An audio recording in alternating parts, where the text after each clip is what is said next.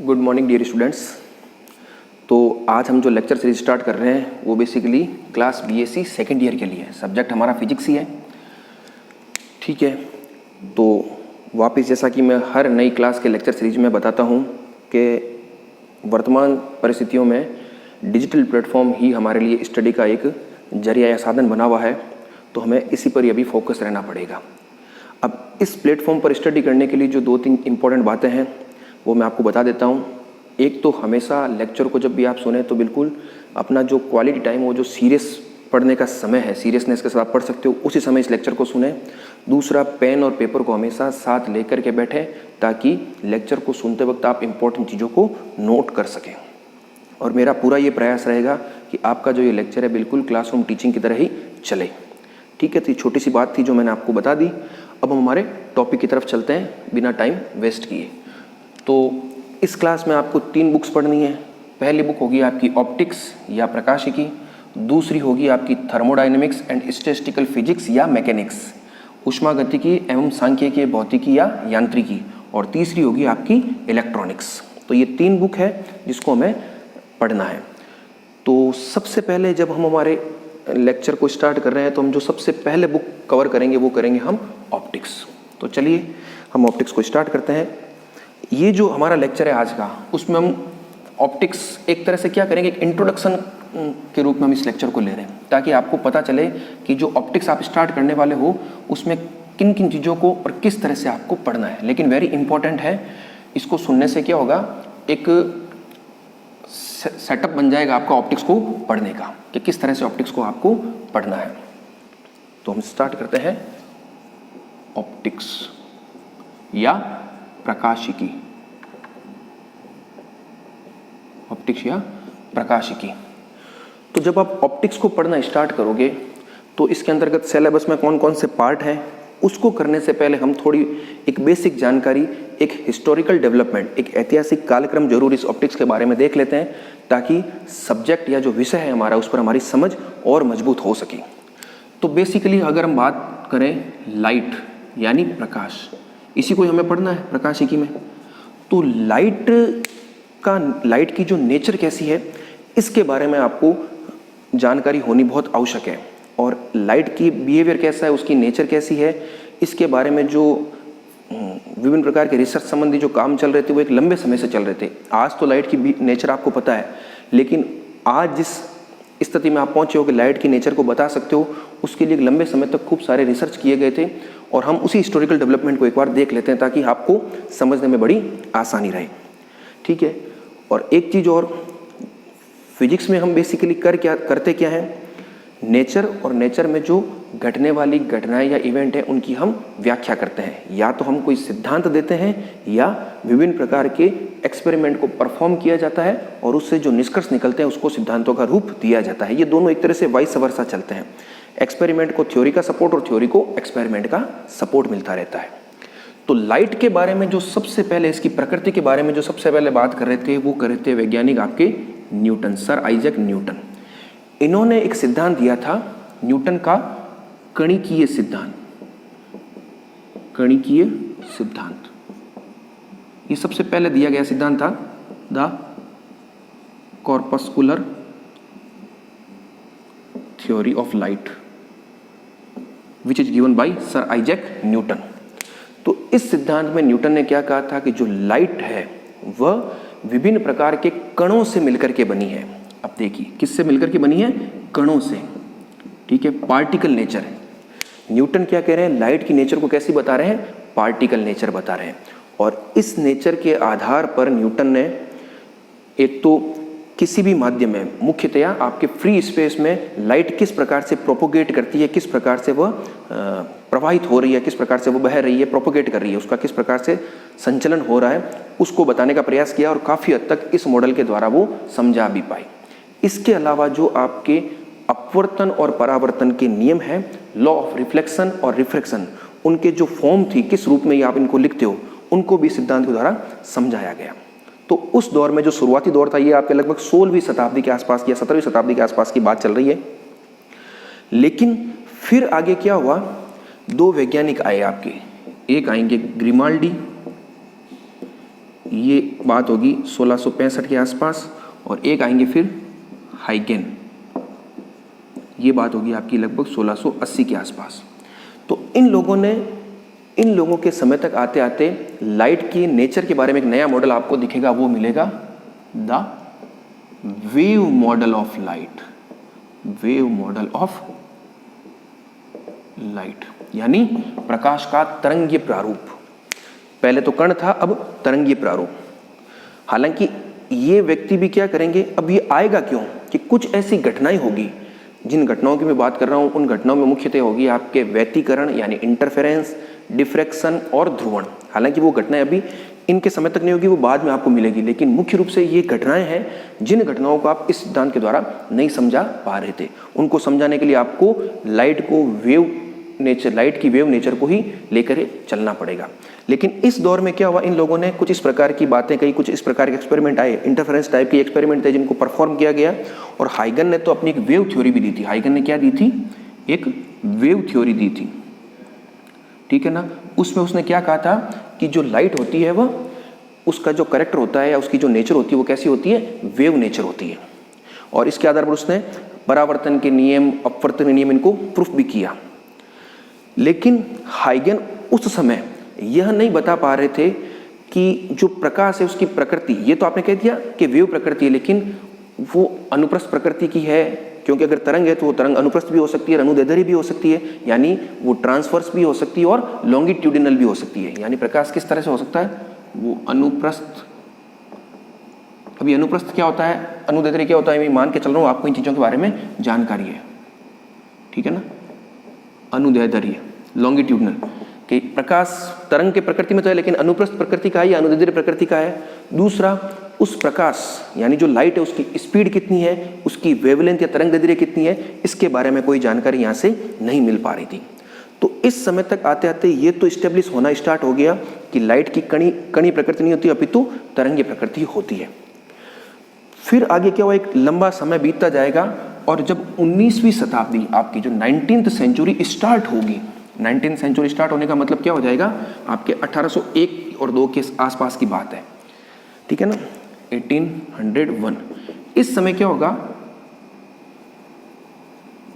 Young नाम के एक साइंटिस्ट होंगे, उनके द्वारा एक यंग डबल स्लिट एक्सपेरिमेंट किया जाएगा। Young double slit experiment, YDSE, young double slit experiment, young का द्विछिद्र प्रयोग।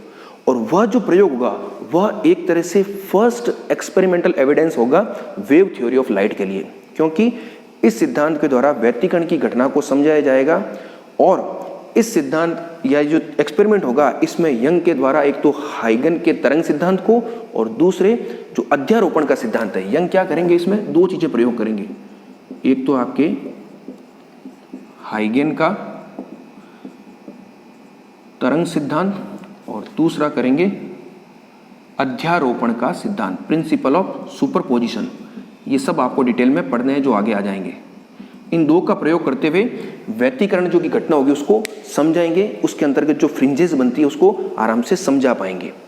तो अब क्या होगा कि जो हाइगन ने वेव मॉडल की बात की थी लाइट के, उसको अब क्या मिल गया, एक एक्सपेरिमेंट का सपोर्ट मिल गया। तो वो क्या होगी, अब चीज प्रूफ होनी स्टार्ट होगी कि नहीं, लाइट की कैसी कैरेक्टर है, वेव कैरेक्टर है। फिर इस दौर में ये जो पूरी शताब्दी चल रही है आपकी 19th सेंचुरी, ठीक है ना, 19th सेंचुरी जो चल रही है, इस पूरे दौर में लाइट के वेव कैरेक्टर से रिलेटेड खूब सारी थ्योरी, खूब सारे एक्सपेरिमेंट परफॉर्म किए जाएंगे, और यह बात पुख्ता होती चलेगी कि प्रकाश की प्रकृति कैसी है, तरंगीय प्रकृति है। आगे आप विवर्तन देखोगे, डिफ्रैक्शन, फ्रेनल, फ्रॉनहोफर, फिर ध्रुवणता यानी पोलराइजेशन की घटना होगी, वह सभी प्रकाश की तरंगीय प्रकृति को जस्टिफाई करने के संदर्भ में रहेगी। तो ये पूरा एक क्रम चलेगा। और अब आप देखो इस दौर में आते आते एक्सपेरिमेंटल सपोर्ट भी मिलने लग जाएंगे प्रकाश की तरंगीय प्रकृति को। इतना ही नहीं, फिर आगे जब 1865 के आसपास की बात होगी, लगभग 1860 के बाद, मैक्सवेल नाम के साइंटिस्ट, आप वेरी वेल नोन हो इस नाम से, फर्स्ट ईयर में आपने पढ़ा भी है मैक्सवेल्स इक्वेशन। तो इनके द्वारा मैक्सवेल्स इक्वेशन दी जाएगी, और Maxwell equation basically electromagnetic wave के संदर्भ में दी जाएगी। और उस समय मैक्सवेल द्वारा ये भी कहा जाएगा जो लाइट है, जो प्रकाश है, वो भी एक तरह की क्या है, इलेक्ट्रोमैग्नेटिक वेव है। लाइट क्या है, एक तरह की इलेक्ट्रोमैग्नेटिक वेव है।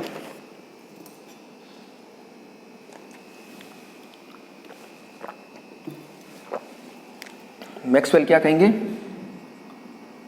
Light has an electromagnetic wave. ठीक है, तो इस तरह की बात कीजिए। थोड़ा साफ लिख देता हूं मैं।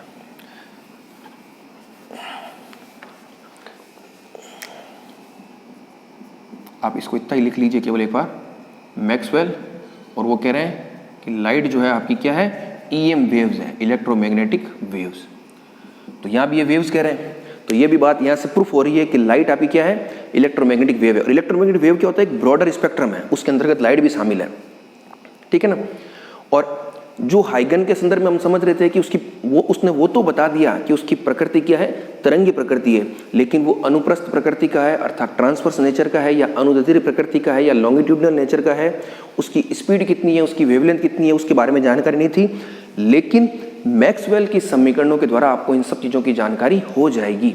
आप मैक्सवेल समीकरणों की सहायता से आराम से प्रेडिक्ट कर सकते हो, या आराम से ये ज्ञात कर सकते हो कि प्रकाश की प्रकृति अनुप्रस्थ होती है या अनुदैर्ध्य है। ठीक है ना।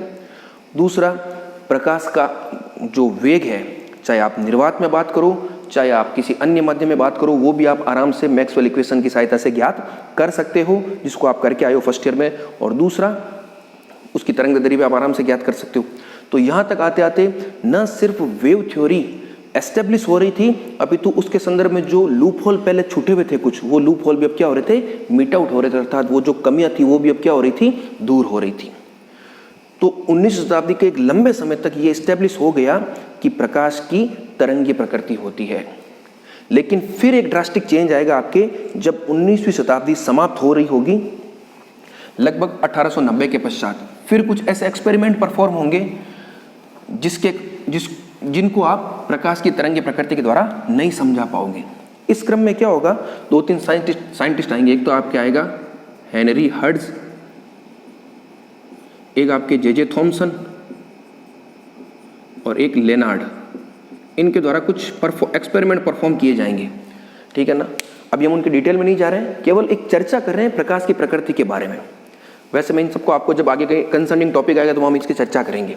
इन सब के द्वारा कुछ एक्सपेरिमेंट परफॉर्म किए जाएंगे। बेसिकली क्या किया जाएगा, आप इस चीज़ को देख लीजिए कि जब कोई धात्विक सतह होगी, उसके ऊपर कोई रेडिएशन, ठीक है ना, किसी रेडिएशन को क्या किया जाएगा, इंसिडेंट करवाया जाएगा। तो इस धात्विक सतह से, इस मेटेलिक सरफेस से क्या होगा, इलेक्ट्रॉन इमिट हो जाएगा। हालांकि ये सभी लोग जो थे, इस प्रकार का एक्सपेरिमेंट चल रहा था। बेसिकली ये एक्सपेरिमेंट तो लेनार्ड द्वारा किया गया था। थॉमसन ने केवल ये बताया था कि इलेक्ट्रॉन का इमिशन होता है, लेनार्ड ने इसको आगे और एक्सप्लेन किया। लेकिन वो इस पूरी घटना को किसी सिद्धांत का रूप नहीं दे पा रहे थे, ना ही वो इनको ढंग से समझा पा रहे थे। फिर सबसे इंपॉर्टेंट चीज क्या आएगी, 1905 में आपके आएंगे आइंस्टीन। अपना एक पेपर लेके आएंगे और उस पेपर में वो प्रकाश विद्युत प्रभाव, फोटो इलेक्ट्रिक इफेक्ट, मैं इसको यहां लिख देता हूं, प्रकाश विद्युत प्रभाव, इस घटना को समझाएंगे। और इस घटना को समझाने के क्रम में वह ये बताएंगे कि प्रकाश की प्रकृति कैसी होती है, कणीय प्रकृति होती है। अब देखिए, इसको समझने से पहले आपको एक चीज और देखनी पड़ेगी। मैंने एक 3rd ईयर के इंट्रोडक्टरी लेक्चर में क्वांटम मैकेनिक्स को पूरा बताया है। हालांकि क्वांटम मैकेनिक्स के बारे में आप थोड़ी बहुत जानकारी रखते हो, लेकिन नहीं रखते हो तो मेरा ये सेशन है, उस लेक्चर को आप एक बार सिर्फ उस लेक्चर को जरूर सुन लें, ताकि आप इस क्वांटम मैकेनिक्स से थोड़ा फेमिलियर हो पाओ। है क्या, बेसिकली जब 1900 यानी जो 1900 जो वर्ष है, यानी यहाँ पर 19वीं शताब्दी समाप्त हो रही है, इसके पूर्व की जो फिजिक्स है वो बिल्कुल डिफरेंट फिजिक्स थी। उसको हम क्लासिकल फिजिक्स कहते हैं, वहाँ मैंने पूरा एक्सप्लेन किया, उसको आप सुनिएगा एक बार। और इसके बाद की जो फिजिक्स है उसको हम कहते हैं क्वांटम फिजिक्स या क्वांटम मैकेनिक्स। और उसका जो बेसिक जो बिल्डिंग ब्लॉक्स होगा, जो सबसे पहला ब्लॉक दिया जाएगा, वो दिया जाएगा मैक्स प्लांक के क्वांटम सिद्धांत के द्वारा। तो वहाँ आप उसको सुनिए, आपको पता चल जाएगा। हम वापस इधर आते हैं कि आइंस्टीन ने क्या किया, प्रकाश विद्युत प्रभाव की घटना को बताया। और इस घटना में बेसिकली है क्या कि जब किसी धातु की सतह पर आप रेडिएशन या लाइट इंसिडेंट करते हो तो उससे इलेक्ट्रॉन का इमिशन होता है। तो अगर लाइट मान लो तरंगी प्रकृति की है, तो एक तरंग के इंसिडेंट से किस प्रकार से इलेक्ट्रॉन, जो कि एक पार्टिकल नेचर का है, उनमें किस प्रकार से इंटरेक्शन हो सकता है। और आइंस्टीन ने इसको प्रूफ करने के लिए E=hν नाम का एक फॉर्मूला था, जो मैक्स प्लांक का क्वांटम सिद्धांत था, उसका यूज करते हुए दिया था। और आइंस्टीन ने फिर ये भी बताया, इस समय तक आते आते ये चीज भी क्या हो गई, एस्टेब्लिश हो गई थी कि कोई भी जो मोनोक्रोमेटिक विकिरण यानी एक वर्णी जो विकिरण होती है वह इस प्रकार से बिहेव करती है कि वह परस्पर स्वतंत्र ऊर्जा क्वांटा से मिलकर बनी हो। मैं क्या कह रहा हूं, monochromatic wave behaves such as it consist of mutually independent energy quanta of energy h new.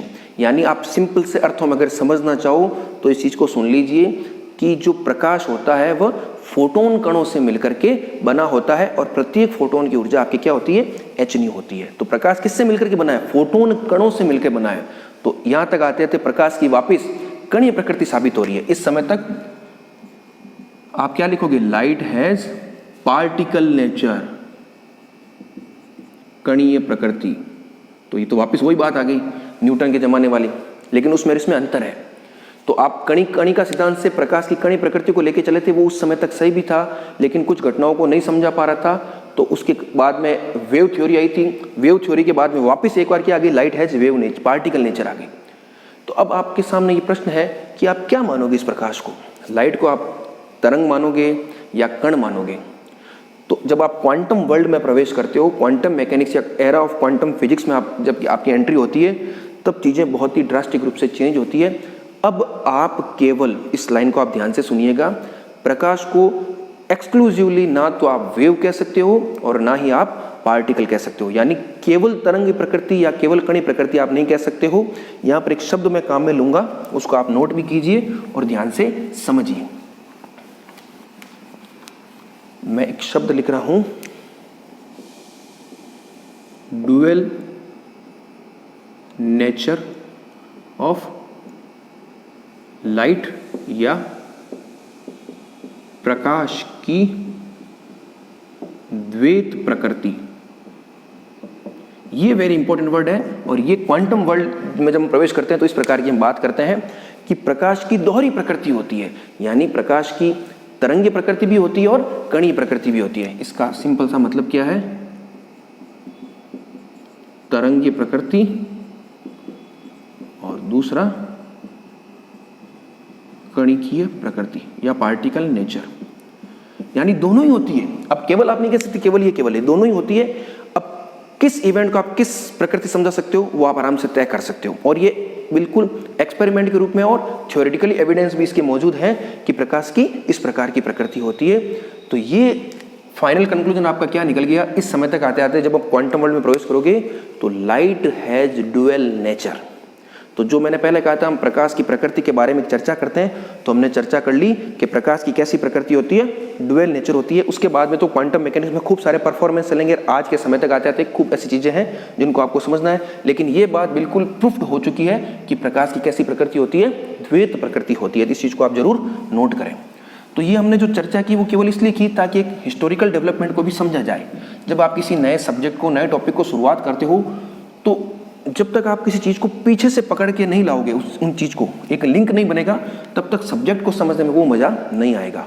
और हम इस प्लेटफॉर्म पर फिजिक्स पढ़ रहे हैं, आप याद रखिए, केवल हमारा काम ये नहीं होगा डेरिवेशन को सॉल्व किया और इसको काम को खत्म किया, वो तो हम बिल्कुल करेंगे, लेकिन उस डेरिवेशन में जो फिजिकल सिग्निफिकेंस छुपा हुआ है, ठीक है ना, फिजिक्स एज ए सब्जेक्ट के रूप में हम इस प्लेटफॉर्म पर काम करने वाले हैं।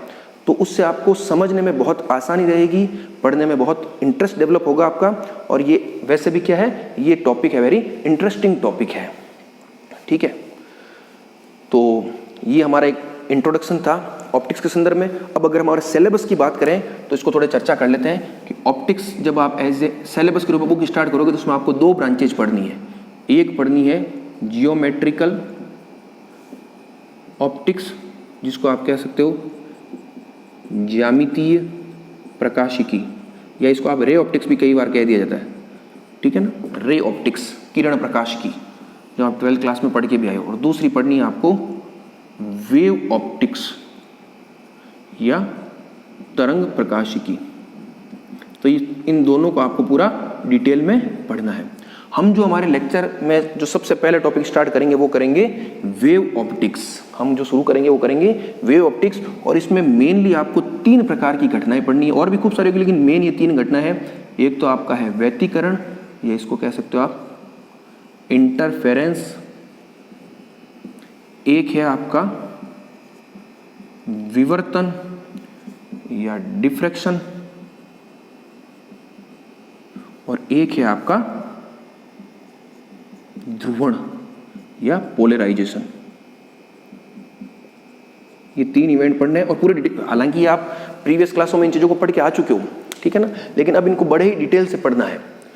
तो इस लेक्चर में हमने एक इंट्रोडक्शन पार्ट किया, आप इसको आराम से सुनिए, और इस प्लेटफॉर्म पर पढ़ने की प्रकृति को मैंने आपको पहले बता दिया किस तरह से पढ़ना है, और ये तभी आपके लिए बेनिफिशियल होगा जब आप इसमें एक्टिव पार्टिसिपेशन अपनी निभाएंगे इसमें, ठीक है। वापस वही पेन पेपर को साथ में लेके बैठे, अपना जो सबसे सीरियस पढ़ने का टाइम है उसी समय इस लेक्चर को सुने, और मैं लेक्चर वैसे भी शॉर्ट टाइम पीरियड के ही बनाने वाला हूँ। हालांकि कुछ लेक्चर थोड़े बड़े हो सकते हैं, लेकिन इतने बड़े नहीं होंगे कि आपको सुनने में बोरियत लगे। हम छोटे छोटे पार्ट्स में लेक्चर बनाएंगे ताकि आप उनको सुन करके आराम से साथ साथ नोट्स बना सकें। तो नेक्स्ट लेक्चर में हम हमारे टॉपिक को सिस्टमेटिक वे में सिलेबस के अनुरूप शुरू करेंगे।